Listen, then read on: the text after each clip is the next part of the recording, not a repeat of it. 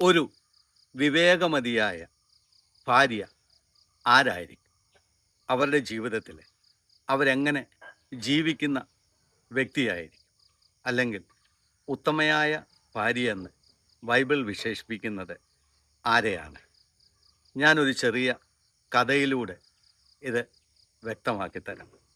ഒരിക്കൽ രണ്ട് സുഹൃത്തുക്കൾ ഗൾഫിലേക്ക് യാത്ര ചെയ്തു. അവർ നീണ്ടകാലം അവിടെ ജോലി ചെയ്തു. അതിൽ ഒരു സുഹൃത്ത് മറ്റേ ആളോട് പറഞ്ഞു, ഞാൻ നാട്ടിലേക്ക് പോകുകയാണ്, ഞാൻ നല്ലൊരു ഭവനമൊക്കെ പണിതു, അതിൻ്റെ കയറിത്താമസമാണ്, പാലുകാച്ചാണ്. അങ്ങനെ അദ്ദേഹം നാട്ടിലേക്ക് കടന്നു വന്നു. വീടിൻ്റെ പാലുകാച്ചെല്ലാം കഴിഞ്ഞു. അനേകരെ വിളിച്ചു. 3000 സ്ക്വയർ ഫീറ്റുള്ള വലിയൊരു വീട് പണിതു. അങ്ങനെ വളരെ ആഘോഷപരമായി അതെല്ലാം നടത്തി. അദ്ദേഹം തിരിച്ച് ഗൾഫിൽ വീണ്ടും വന്നപ്പോൾ തൻ്റെ മറ്റേ സുഹൃത്ത് വിവരങ്ങളെല്ലാം തിരക്കിയപ്പോൾ വീടിൻ്റെ പാലുകാച്ചും വന്നവരുടെ എല്ലാം വീഡിയോയും ഫോട്ടോയും ഒക്കെ എടുത്ത് സുഹൃത്ത് തൻ്റെ മറ്റേ സുഹൃത്തിനെ കാട്ടിക്കൊടുത്തു.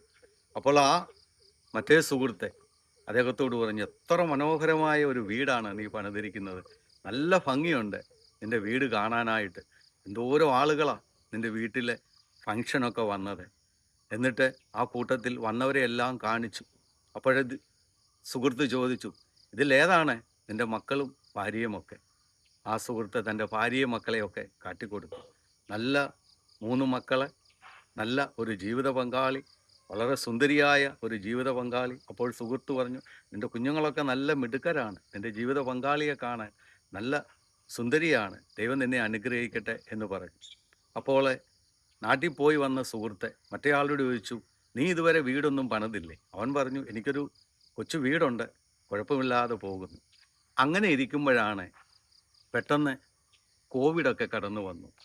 അങ്ങനെ രണ്ടുപേരും അവരുടെ താമസ സ്ഥലത്തായിരുന്നു. പെട്ടെന്ന് കമ്പനിയിൽ നിന്ന് ഒരു മുന്നറിയിപ്പ് വന്നു, രണ്ടുപേർക്കും ജോലിയില്ല, നിങ്ങളുടെ രണ്ടുപേരുടെയും ജോലി നഷ്ടപ്പെട്ടു എന്ന്. പെട്ടെന്ന് ആ പുതിയതായി വീട് പണിത വ്യക്തിക്ക് ഇത്തിരി വെപ്രാളവും പരവേശവും ഒക്കെ ആയി. അപ്പോൾ കൂടെയുള്ള സുഹൃത്ത് ചോദിച്ചു, നീ എന്തിനാണ് ഇത്ര വിഷമിക്കുന്നത്, പ്രയാസപ്പെടുന്നത്? എല്ലാത്തിനും നമുക്ക് പരിഹാരമുണ്ടാക്കാം. അവൻ പറഞ്ഞു, അങ്ങനെയല്ല, ഞാൻ വീട് പണിതത് മുഴുവൻ ലോൺ എടുത്താണ്, വീട്ടിലെ എല്ലാ കാര്യങ്ങളും ചെയ്തതും ലോണൊക്കെ എടുത്താണ്. അപ്പോഴേ അങ്ങനെ അതോർത്ത് അവന് ടെൻഷനാണ്. ജോലി നഷ്ടപ്പെട്ട് കഴിഞ്ഞാൽ ലോൺ അടയ്ക്കാനായിട്ട് അവന് സാധിക്കത്തില്ല. ഇതിനിടയിൽ അവൻ ലോൺ എടുത്ത് വണ്ടി മേടിച്ചു. അങ്ങനെ എല്ലാ സൗകര്യങ്ങളും അവൻ ലോൺ എടുത്ത് ചെയ്തു. ഇവൻ ടെൻഷൻ കൊണ്ട് ആകപ്പാടെ പൊറുതിമുട്ടി. അപ്പോഴേ മറ്റേ സുഹൃത്ത് തൻ്റെ വീട്ടിലേക്ക് വിളിച്ചിട്ട് തൻ്റെ ഭാര്യയോട് പറഞ്ഞു, കോവിഡ് ആയതുകൊണ്ട് കമ്പനിയിൽ നിന്ന് എല്ലാവരെയും പറഞ്ഞു വിടുകയാണ്, എൻ്റെയും ജോലി നഷ്ടപ്പെട്ടു. ആ ഭാര്യ പറഞ്ഞു, ചേട്ടൻ എന്തിനാണ് ഇത്രയേറെ വിഷമിക്കുന്നത്? നമുക്കൊരു ചെറിയ വീടുണ്ട്, നമുക്ക് സന്തോഷമായിട്ട് കഴിയാം. ചേട്ടൻ അയച്ചു തന്ന പൈസയൊക്കെ വീട്ടു ചെലവും കുഞ്ഞുങ്ങളുടെ പഠിത്തവും കഴിഞ്ഞ് ഞാൻ ബാക്കിയെല്ലാം ബാങ്കിൽ ഡെപ്പോസിറ്റ് ചെയ്തിട്ടുണ്ട്. ചേട്ടൻ തിരിച്ചു വന്നാലും നമുക്ക് സുഖമായി ജീവിക്കാനുള്ളത് ഞാൻ കരുതി വച്ചിട്ടുണ്ട്. അതുകൊണ്ട് ജോലി പോയതിനെ ഓർത്ത് ചേട്ടൻ ഒന്നുകൊണ്ടും വിഷമിക്കണ്ട. ചേട്ടൻ സമാധാനത്തോടെ ഇങ്ങ് വന്നാൽ മതി. ബാക്കി കാര്യങ്ങളെല്ലാം നമുക്കിവിടെ ഒരുമിച്ച് ഉള്ളതുകൊണ്ട് സന്തോഷത്തോടെ ജീവിക്കാമെന്ന്. സ്നേഹമുള്ളവരെ, ഇവിടെ ആരാണ് വിവേകമതിയായ ഉത്തമയായ ഭാര്യ?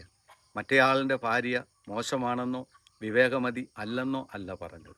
എന്നാൽ അദ്ദേഹം അയച്ചു കൊടുത്ത പൈസ കൊണ്ട് പലപ്പോഴും ആർഭാട ജീവിതം നയിച്ചപ്പോൾ ഒരു പ്രതിസന്ധിയും പ്രയാസവും വന്നപ്പോൾ അവർ അത്രയേറെ വിഷമിക്കേണ്ടതായിട്ട് വന്നു. എന്നാൽ മറ്റേ സുഹൃത്തിൻ്റെ ഭാര്യ എന്താണ് ചെയ്തത്? തൻ്റെ കയ്യിൽ കിട്ടിയതൊക്കെ ബാക്കി വെച്ച്, തൻ്റെ കയ്യിൽ ഉണ്ടായിരുന്നതെല്ലാം ബാക്കി വെച്ച് തൻ്റെ കുടുംബത്തിനെ ഭദ്രതയാക്കി വെച്ചു. അതുകൊണ്ട് ഒരു വലിയ ദുരന്തം വന്നപ്പോൾ, അല്ലെങ്കിൽ വലിയൊരു പ്രശ്നം വന്നപ്പോൾ അവർക്ക് ടെൻഷനില്ല, വിഷമമില്ല. സ്നേഹമുള്ളവരെ, ഉള്ളതുകൊണ്ട് ഉള്ളതുപോലെ കഴിയുകയും വീട്ടിലെ കുടുംബാംഗങ്ങളെ അടുക്കും ചിട്ടയോടെ ഉള്ളതുപോലെ വളർത്തുകയും ചെയ്യുമ്പോഴാണ് ആ സ്ത്രീ യഥാർത്ഥത്തിൽ ഉത്തമയായ ഭാര്യയായി തീരുന്നത്. ദൈവം നിങ്ങളെ അനുഗ്രഹിക്കട്ടെ.